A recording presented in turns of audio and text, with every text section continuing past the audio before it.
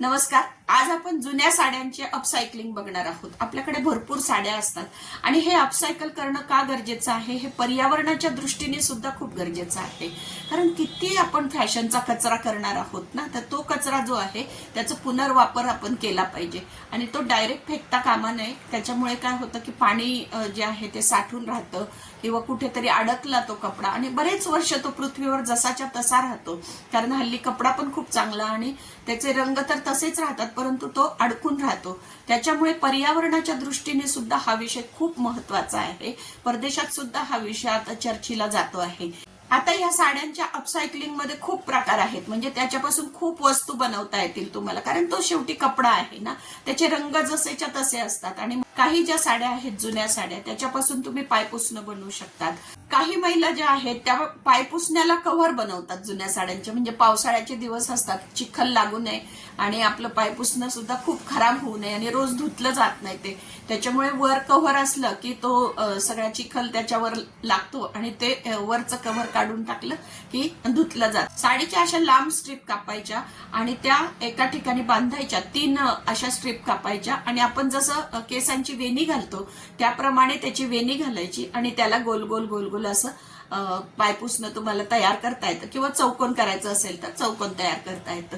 या साड्यांचे रंग पण चांगले असतात, त्यामुळे रंगसंगती सुद्धा खूप छान असेल तर तुम्हाला त्याचे छोटे छोटे टी कोस्टर्स पण बनवता येतात. अशा प्रकारचे पायपुसणे तुम्हाला बनवता येतील. हे क्रोशाच्या सुईने बनवलेलं आहे, परंतु अतिशय स्मूथ अशी साडी असल्यामुळे त्याला खूप चांगला गेटअप पण आलेला आहे आणि वर्षानुवर्ष हे टिकतात. खूप वर्ष, म्हणजे 10 ते 12 वर्ष सुद्धा हे टिकू शकतात, इतके ते चिवट असतात. हे धुतले पण जातात आणि ह्याच्यावरची डिझाईन जी आहे हे विणलेली असल्यामुळे ती जशीच्या तशी राहते. जर विणकाम येत नसेल तुम्हाला तर तुम्ही ही फक्त अशी वेणी घालायची आणि वेणी घालून तुम्ही हे फक्त गोल गोल फिरून इथे मध्ये सुईने टाके टाकून तुम्ही हे बनवू शकता. याच्याच सारखे जर तुम्ही छोटे छोटे गोल तयार केले की ते टी कोस्टर्स होतात. तुम्ही डायनिंग टेबलवर ते ठेवू शकतात.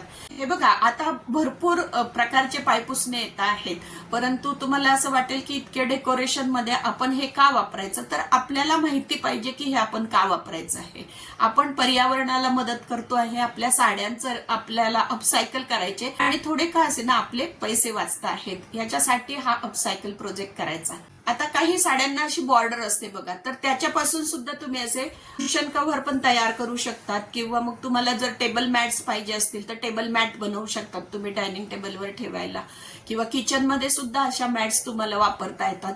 आणि किचन मध्ये जर ज्या वेळेला तुम्हाला अशा मॅट्स वापरायच्या असतात तर त्यावेळेला बघा, हे मी साडीपासूनच बनवलेली आहे, तर याच्यामध्ये प्लास्टिकची पिशवी टाकलेली आहे, तर त्या कॅरी बॅग याच्यामध्ये वापरलेली आहे. आणि अशा प्रकारचं एकदम साधं असं की जे तुम्ही किचन मध्ये एक मॅट म्हणून वापरू शकतात, किंवा तुम्ही फळांची जे बास्केट आहे ती ठेवू शकता. याच्यामध्ये फक्त दोऱ्याने शिवायचं असतं. असे छोटे छोटे पॅचेस जर तुम्ही तयार करून ठेवले तर एका साडीमध्ये भरपूर होतात तयार, आणि ते तुम्ही कुठेही प्लेसिंग करू शकतात. किंवा तुमच्या घरातल्या कुंड्या असतील तर त्या कुंड्यांच्या खाली सुद्धा तुम्ही हे ठेवू शकतात.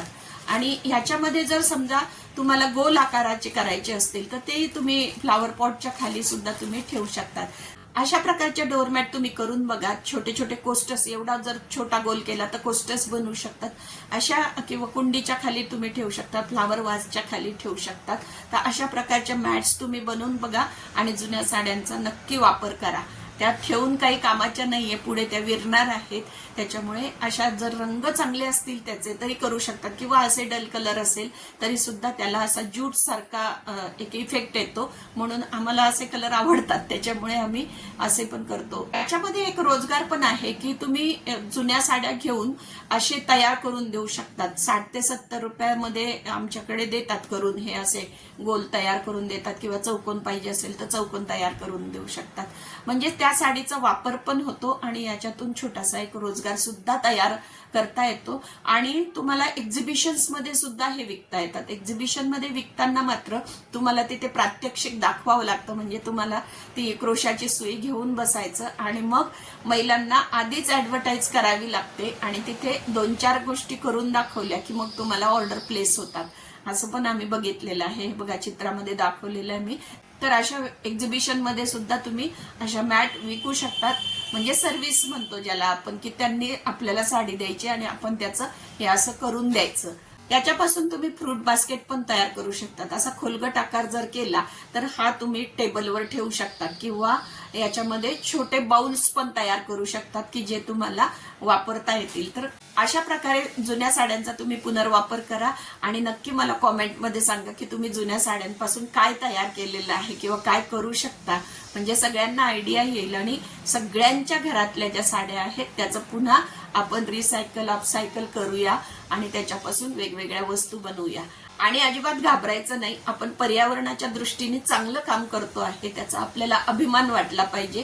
कुठलीही लाज वाटता कामा नये की आपण जुनी साडी आणि ती कशी वापरायची असं नाही. जे सुजाण नागरिक आहेत त्यांनी तरी हे कामं नक्की केले पाहिजे असं मला वाटतं. तर कसा वाटला तुम्हाला हा व्हिडिओ याचा सिरीज बनवूया आपण. तुम्ही लाईक करा, कमेंट करा आणि सत्कर्म चॅनलला नक्की सबस्क्राईब करा. धन्यवाद.